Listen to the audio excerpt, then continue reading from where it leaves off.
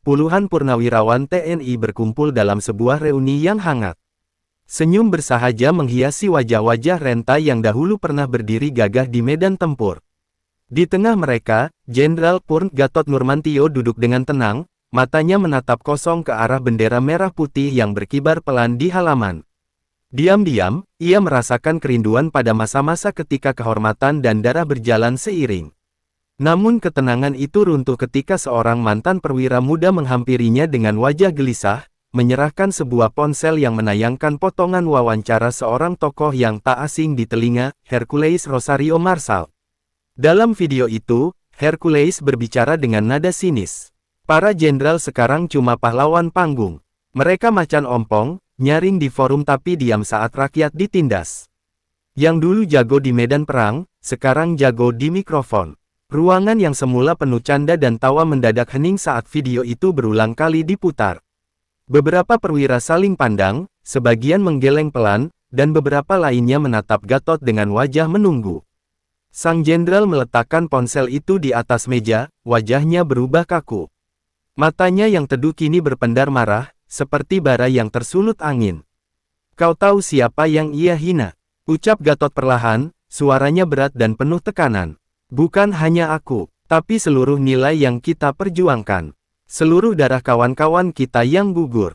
Dia meludahi kehormatan kita, tanpa pernah tahu rasanya berbaring di parit hujan dengan peluru melintas di atas kepala." Seorang rekan lama, Letjen Purn Soeharto, mencoba menenangkan. "Biarkan saja, Gatot. Dia hanya mantan preman yang besar kepala. Tak usah kau rendahkan dirimu untuk membalasnya." Tapi Gatot menggeleng perlahan, tangan kirinya mengepal, urat-uratnya menegang. Diam itu bukan sikap seorang prajurit, Hart. Diam itu tanda menyerah. Langit di luar mulai menggelap, dan suara azan maghrib menggema dari masjid sekitar, namun tak mampu menenangkan gejolak di dada Gatot. Ia berdiri, memandangi seisi ruangan yang kini menatapnya dalam diam. "Kita ini generasi pejuang. Dulu kita tak gentar menghadapi senjata, lalu sekarang kita diam karena dihina seorang yang tak tahu medan." Di luar aula, angin membawa daun-daun kering beterbangan. Gatot melangkah keluar tanpa pamit. Dalam hatinya, ia tahu ini bukan hanya soal ego. Ini soal harga diri sebuah institusi yang telah mengorbankan ribuan nyawa demi tegaknya negara. Ia tak bisa membiarkan kehormatan itu diinjak oleh mulut seorang yang dulu dikenal karena kekuasaan di jalanan, bukan karena pengabdian pada negeri. Di mobil dinas tuanya, Gatot duduk mematung. Ia menyalakan mesin, namun tak langsung melaju. Dalam diam, ia menatap cermin spion, melihat pantulan dirinya yang menua, namun tetap menyala. "Aku akan temui dia," gumamnya lirih. "Dan dia akan belajar, bahwa ada hal yang tak bisa dibeli, kehormatan." Dan malam itu pun jatuh. Tapi bukan malam yang tenang. Malam itu membawa awal dari sebuah konfrontasi, antara dua tokoh dengan sejarah kelam, yang kini berdiri di dua kutub nilai, satu tentang keberanian sejati, satu lagi tentang kekuasaan tanpa batas. Langit Jakarta masih kelam ketika Gatot tiba di kediamannya, sebuah rumah bergaya kolonial yang sunyi di bilangan Cibubur. Tapi malam itu tak memberikan ketenangan. Di ruang kerjanya yang dipenuhi buku-buku sejarah dan foto-foto masa dinas, Gatot duduk termenung, memutar kembali video hinaan Hercules lewat layar laptopnya. Setiap kalimat terasa seperti peluru yang menembus dadanya, bukan karena sakit hati pribadi, melainkan karena luka terhadap apa yang diperjuangkannya seumur hidup. Ia menghubungi ajudan lamanya, Serka Purn Jaya, pria Parubaya yang dulu setia di lapangan. "Kumpulkan data, aku ingin tahu semua tentang aktivitas Hercules sekarang. Siapa saja orang-orang di belakangnya, bisnisnya, siapa yang melindunginya," kata Gatot dengan suara berat. Jaya sempat terdiam, lalu menjawab, "Baik, Jenderal. Tapi, Anda yakin ini jalan yang harus ditempuh?" "Ini bukan soal pribadi, Jay," jawabnya. "Ini tentang warisan. Tentang generasi penerus yang akan menilai, apakah kita diam saat kehormatan diinjak, atau berdiri dan menjaganya sampai akhir." Beberapa hari kemudian, laporan datang. Hercules ternyata tak lagi sekadar preman pasar seperti dulu. Ia punya pengaruh besar di bisnis keamanan swasta, distribusi logistik di wilayah rawan, bahkan memiliki kedekatan dengan sejumlah pejabat dan pengusaha. Lebih mengejutkan, ia juga disebut-sebut mengendalikan kelompok sipil bersenjata di beberapa wilayah konflik.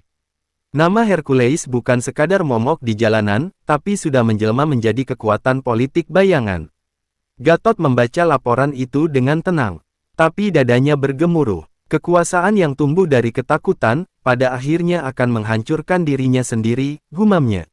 Namun ia juga sadar, lawannya kini bukan sekadar figur publik, melainkan simbol dari sistem yang membiarkan kekacauan tumbuh dalam diam.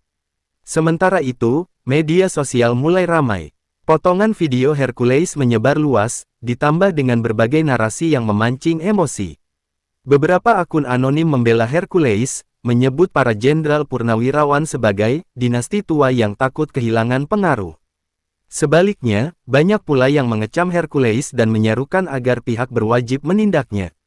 Tapi yang paling mencolok adalah satu tagar yang mulai viral, tagar Macan Bangkit.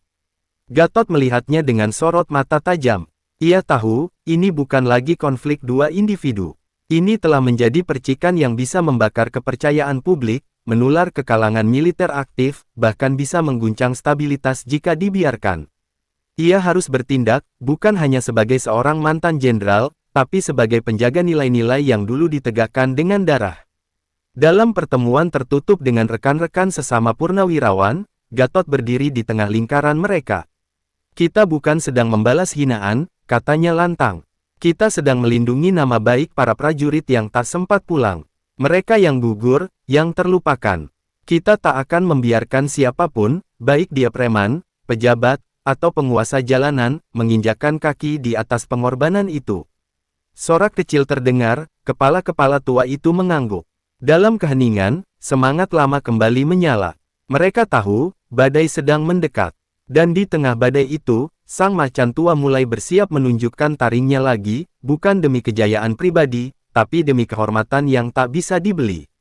Pagi itu mendung menyelimuti ibu kota, seolah langit ikut merasakan ketegangan yang mulai membayang di antara dua kekuatan lama. Gatot berdiri di balkon rumahnya, menatap jalanan lengang, namun pikirannya melayang ke dalam laporan intelijen yang baru diterimanya malam sebelumnya. Nama Hercules tak hanya muncul di lingkaran bisnis kelabu, tapi juga disebut dalam jaringan distribusi logistik yang diduga menjadi kedok pencucian uang dan suplai senjata ilegal. Gatot menghubungi seorang mantan anggota Intel yang kini hidup di balik layar, Kolonel Purn Andika, pria yang dulu menjadi ujung tombaknya di medan kontra intelijen. Mereka bertemu diam-diam di sebuah rumah makan sederhana di bilangan Depok, jauh dari radar media.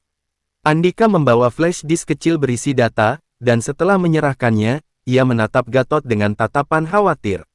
Kalau kau buka ini, kau akan tahu, Hercules bukan cuma soal mulut besar. Dia punya akar dalam yang menjalar ke dalam sistem. Di malam harinya, Gatot membuka file tersebut di ruang kerjanya. Di sana, ia melihat nama-nama pengusaha, mantan pejabat tinggi, bahkan beberapa tokoh partai yang memiliki kaitan dengan jaringan Hercules. Beberapa foto menunjukkan Hercules duduk semeja dengan tokoh-tokoh nasional, tersenyum santai dalam pertemuan tertutup. Tak hanya itu, dokumen Intel menyebut keterlibatannya dalam konsorsium pengamanan tambang ilegal di Papua dan Nusa Tenggara. Gatot menghela napas panjang. Kini ia mengerti mengapa tak ada yang berani menyentuh Hercules secara hukum. Sosok itu telah menjadi benang kusut yang menyatu dengan dunia gelap kekuasaan. Memburunya bukan hanya soal menyerang seorang preman, tapi juga membuka kotak Pandora yang bisa mengguncang banyak nama besar. Namun dalam lubuk hatinya, Gatot tahu, ia tak bisa mundur. Diam berarti berkompromi dengan kebusukan. Ia menuliskan laporan tangan sendiri, berisi temuan-temuan awal, dan menyimpannya di dalam brankas. Ia tahu, jika sesuatu terjadi padanya, laporan ini harus bisa digunakan sebagai peluru terakhir. Karena sejak saat itu, ia merasa bayangan mulai mengikutinya. Mobil asing parkir terlalu lama di depan rumahnya. Telepon rumah berdering tanpa suara di seberangnya. Sementara itu, Hercules tampak tak terganggu sedikit pun. Ia muncul di beberapa acara amal, membagikan sembako, bahkan bersalaman dengan tokoh agama. Wajahnya menghiasi media online sebagai sosok keras yang kini peduli sosial. Tapi bagi Gatot, itu semua hanya topeng. Seekor ular tetaplah ular, meski dibalut jubah dermawan. Di sebuah forum tertutup militer, Gatot memberi isyarat kepada rekan-rekannya. Dia sedang membangun citra, tapi kita tahu di balik senyum itu ada darah yang tercecer. Aku tak butuh pembalasan. Aku butuh keadilan. Dan keadilan kadang harus diperjuangkan dengan tangan sendiri. Namun suara-suara sumbang mulai bermunculan. Beberapa pihak yang merasa tersentil mulai menyebarkan kabar miring tentang Gatot, bahwa ia haus panggung, bahwa ia menunggangi isu demi kepentingan politik. Bahkan ada yang menyebut Gatot sedang membangkitkan gerakan bawah tanah. Tuduhan-tuduhan itu bukan hanya menyakitkan, tapi juga berbahaya. Karena seperti biasa, kebenaran yang mengancam kekuasaan, akan selalu diserang lebih dulu. Dalam sepi malam, Gatot duduk sendiri, hanya ditemani secangkir kopi pahit dan sebuah foto lamanya bersama pasukan di Timur Timur. Matanya menatap tajam, bukan ke masa lalu, tapi ke medan baru yang akan ia masuki. Kali ini bukan hutan belantara atau tembakan musuh, tapi rimba kekuasaan yang penuh jebakan licik dan tikus-tikus berjas. Dan ia tahu, tak ada jalan mundur. Hujan deras mengguyur malam Jakarta ketika sebuah mobil hitam meluncur pelan menuju gudang tua di kawasan pelabuhan Tanjung Priok. Di dalamnya duduk Gatot Nurmantio, mengenakan jaket militer lusuh dan topi hitam. Tak ada pengawalan, hanya ditemani Serkajaya yang memegang pistol di balik jaket. Lokasi ini dipilih oleh pihak Hercules, tempat netral, gelap, dan jauh dari sorotan. Gatot tahu ini jebakan. Tapi ia juga tahu, ada medan pertempuran yang tak bisa dihindari, dan terkadang, keberanian harus ditunjukkan di sarang musuh. Gudang itu kosong, sunyi, hanya suara hujan yang memukul atap seng tua. Bau besi karat dan solar menyengat. Lalu, pintu sisi lain terbuka. Dari balik bayangan muncul sosok besar berambut ikal, mengenakan jas kulit. Hercules, pria yang dulu dikenal sebagai penguasa Tanah Abang, kini berjalan santai sambil tersenyum licik. Di belakangnya, 3 orang bertubuh kekar mengawasi dengan mata tajam. Kita dipertemukan akhirnya, ujar Hercules dingin, menyalakan cerutunya. Kau datang sendiri, Jenderal. Terlalu berani, atau terlalu percaya diri? Gatot tak menjawab langsung. Ia menatap lurus ke arah Hercules, pandangannya tak gentar sedikit pun. Aku datang karena kau telah melampaui batas. Mulutmu bukan hanya menghina aku, tapi mencabik-cabik kehormatan para prajurit yang telah gugur.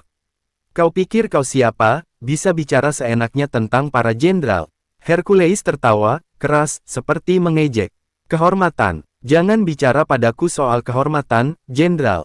Di jalanan, kehormatan itu bukan dipasang di bahu, tapi dibuktikan dengan siapa yang tetap hidup.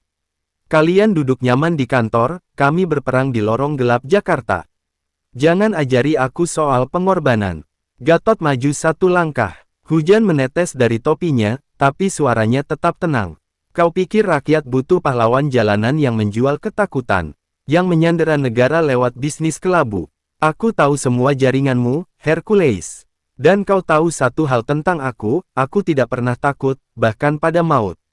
Wajah Hercules mengeras. Kalau kau sentuh aku, kau buka perang.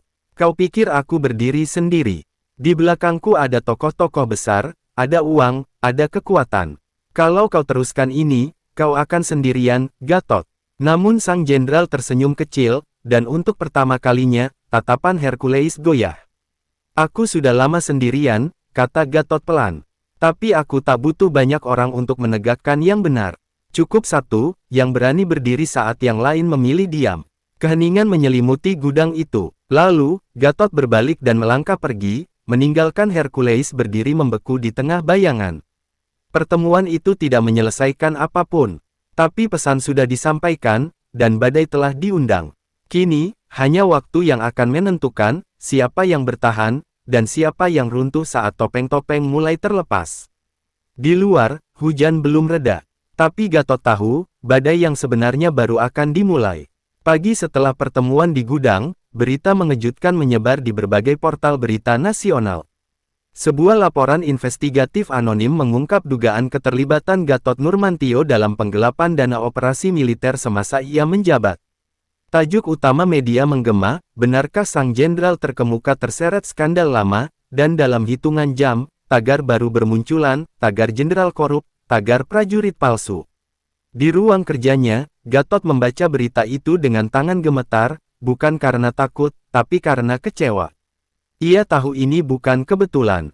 Ini adalah serangan balik, disusun rapi dan dilancarkan cepat, membidik reputasinya sebagai pondasi utama. Ia menatap wajahnya sendiri di foto media, diseret ke lumpur dengan cara yang paling keji, seperti seekor anjing tua yang dijatuhkan dari singgasana. Dia mulai main kotor, ujar Serkajaya sambil meletakkan tumpukan koran di meja. Mereka menggali arsip lama, memelintir laporan yang sudah lama dibersihkan. Gatot hanya mengangguk. Ia telah bersiap akan hari ini. Dendam yang ia nyalakan semalam sudah mulai membakar istana lawannya, dan sebagai balasan, ia pun menjadi sasaran. Telepon dari rekan-rekan purnawirawan berdatangan. Sebagian gelisah, sebagian ingin menarik diri. Tapi yang paling menyakitkan, ada yang diam. Kau tahu, dalam perang yang sesungguhnya, peluru pertama tak selalu datang dari musuh. Kadang dari arah belakang, gumam Gatot pelan. Namun ia tak gentar. Di hari yang sama, ia menggelar konferensi pers di rumahnya.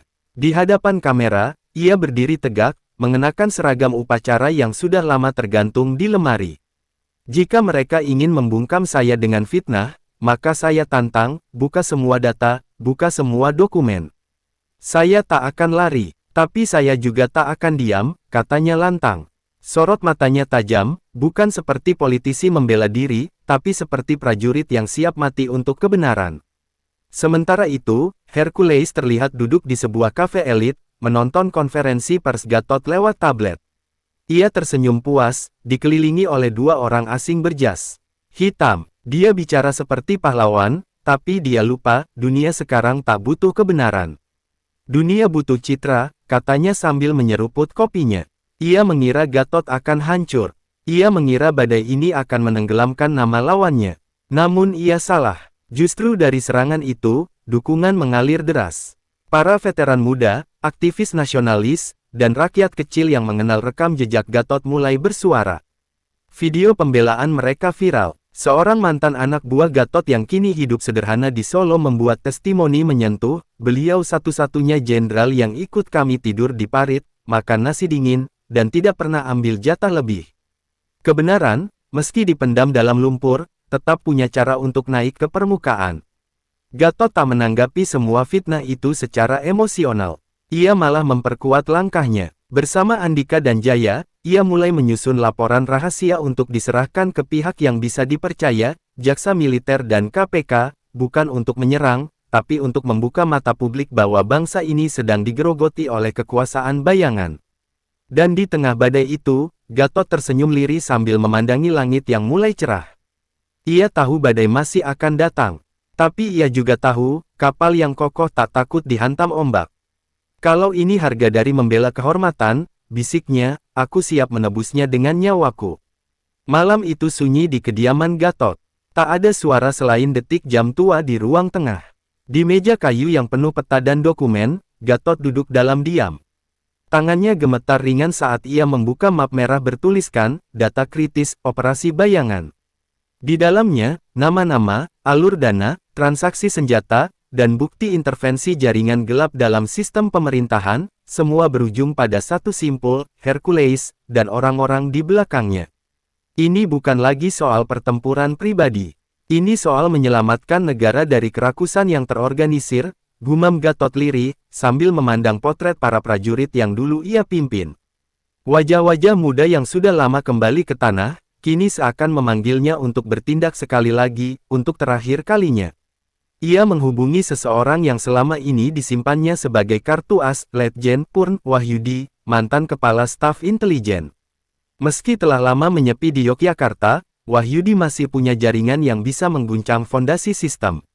Wahyu, waktunya tiba. Kita buka semuanya. Kita hancurkan kekuasaan bayangan ini dari akarnya, kata Gatot di ujung sambungan. Tak ada basa-basi. Tak ada lagi waktu untuk keraguan. Sementara itu, di sisi lain Jakarta, Hercules mulai gelisah. Ia menerima laporan bahwa dua aset logistiknya digerebek militer. Salah satu akun penampungan dana digitalnya dibekukan. Ia menelepon salah satu tokoh partai yang biasa melindunginya, namun tak ada jawaban. Perlahan, ia merasa jaring yang selama ini mengamankannya mulai koyak. Dan di tengah kekuasaan yang selama ini ia bangun dengan ancaman, rasa takut perlahan merayap masuk. Dia benar-benar nekat, ucap Hercules pelan. Jenderal tua itu lebih berbahaya dari yang kukira. Ia memerintahkan anak buahnya untuk menggandakan penjagaan dan menyiapkan opsi terakhir, pelumpuhan fisik. Kalau dia terus bicara, kita habisi dia. Lakukan sebersih mungkin. Jangan tinggalkan jejak. Tapi Gatot sudah selangkah lebih maju. Dalam satu malam, ia mengunggah dokumen-dokumen rahasia ke sebuah server luar negeri dengan instruksi otomatis untuk menyebarkannya jika sesuatu terjadi padanya. Ia juga mengirimkan surat pribadi kepada Presiden, Panglima TNI aktif, dan Kepala KPK. Surat yang tidak hanya berisi bukti, tapi juga pesan moral, jika para prajurit tua pun harus kembali berperang demi membersihkan negeri ini, maka biarlah itu jadi ladang juang kami. Tindakan itu mengejutkan banyak pihak. Pagi harinya, stasiun berita nasional memberitakan bahwa sumber tak dikenal membocorkan jaringan mafia logistik nasional. Gatot tak muncul di depan publik, tapi gaung langkahnya mengguncang kursi-kursi kekuasaan. Sekutu-sekutu Hercules mulai saling tuding, berusaha menyelamatkan diri masing-masing. Situasi menjadi kacau. Satu persatu orang penting dalam jaringan gelap itu mulai menghilang dari radar. Gatot tahu, waktunya semakin sempit. Ia tak tahu apakah ia akan dibunuh, ditangkap, atau dibungkam dengan cara lain. Tapi malam itu, ia berdiri di beranda rumahnya, menatap bintang dengan tenang. Kalau ini akhir perjalananku, maka setidaknya aku sudah menyerahkan kebenaran ke tangan rakyat, ucapnya pelan. Dan tepat sebelum ia masuk kembali ke dalam rumah, suara derit ban terdengar dari ujung jalan. Dua mobil hitam melaju perlahan, lampunya mati. Gatot tak bergerak. Ia menatap kendaraan itu tanpa gentar. Di dadanya, tak ada lagi rasa takut, hanya keyakinan bahwa kehormatan tak bisa dibunuh, meski tubuh ini bisa dilenyapkan. Tiga pria bersenjata turun dari mobil hitam, melangkah cepat menuju rumah Gatot. Mereka tak mengenakan seragam, hanya pakaian gelap dan topi hitam tanpa tanda. Gerakan mereka terlatih, tanpa suara, seperti bayangan. Di dalam rumah, Gatot sudah bersiap. Ia memegang pistol FN lama yang dulu menemaninya di banyak medan perang. Ia tahu ini bukan intimidasi.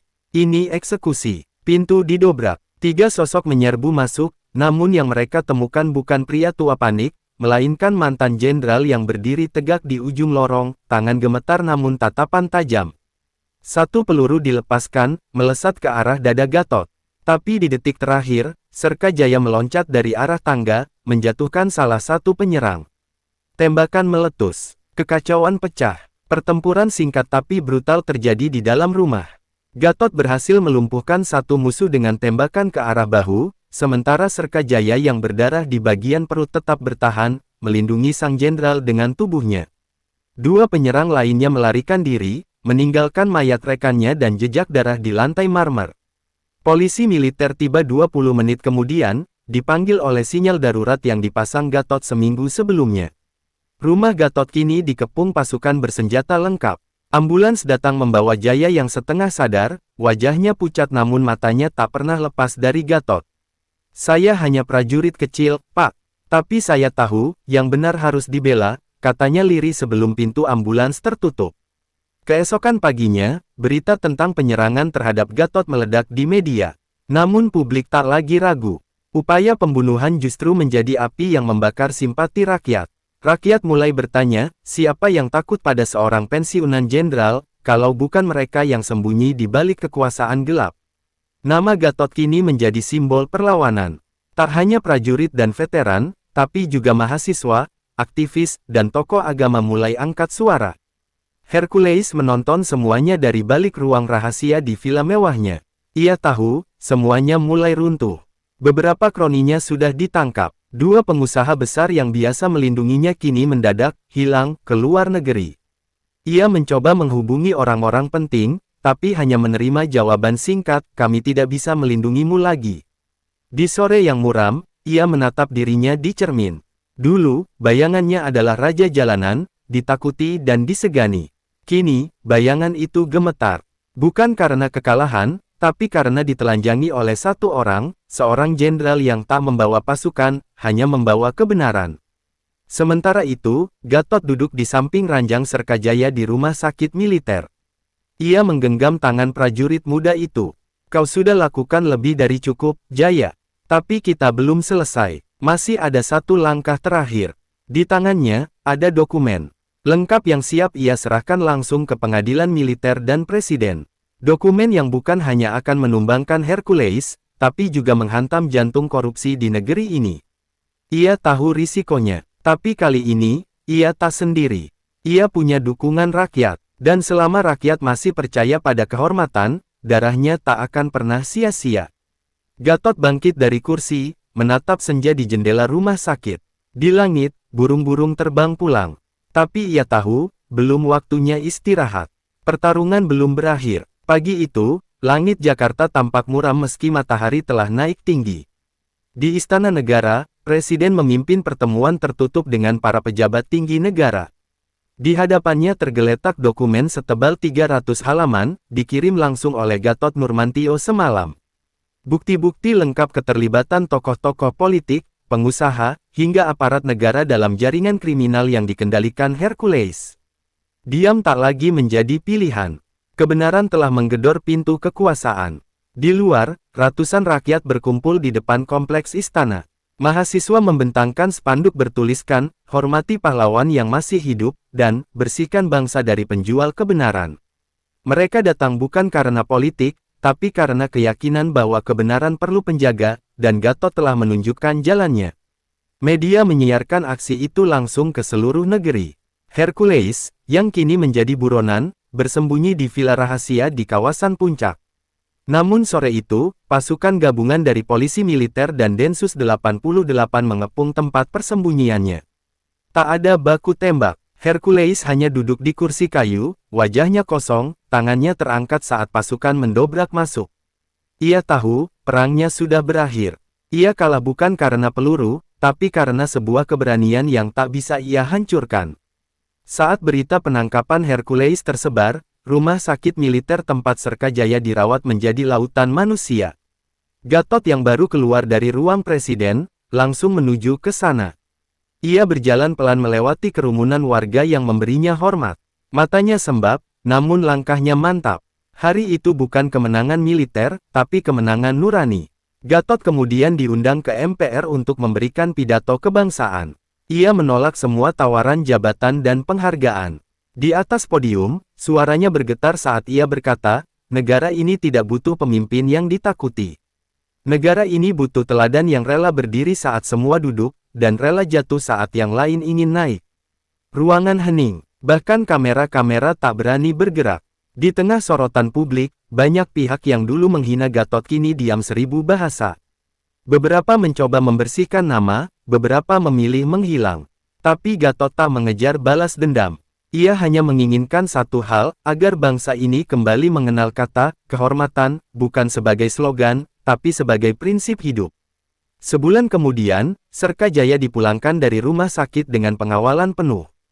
Ia berjalan terlatih menuju halaman rumahnya di Cibubur, di mana Gatot menunggunya dengan senyum penuh haru. "Kita belum menang sepenuhnya," kata Gatot sambil menepuk bahunya, "tapi kita sudah memulai. Sisanya, biar sejarah yang menilai." Gatot kemudian kembali ke kehidupannya yang sederhana. Tak lagi tampil di televisi, tak memimpin partai, dan menolak pencalonan politik. Ia lebih memilih mengajar di pesantren-pesantren, berbicara tentang arti menjadi laki-laki, prajurit, dan manusia. Ia tahu, bukan kekuasaan yang membentuk bangsa, tapi jiwa-jiwa yang bersih dan berani berdiri. Dan di suatu pagi, ketika kabut masih menutupi tanah, Gatot duduk di beranda rumahnya. Ia menatap bendera merah putih yang berkibar pelan. "Jika suatu hari nanti anak cucuku bertanya, apa yang kakek lakukan saat bangsa ini disakiti oleh orang-orangnya sendiri," katanya pelan, "maka aku akan jawab, aku melawan, dengan apa yang kupunya, kehormatan."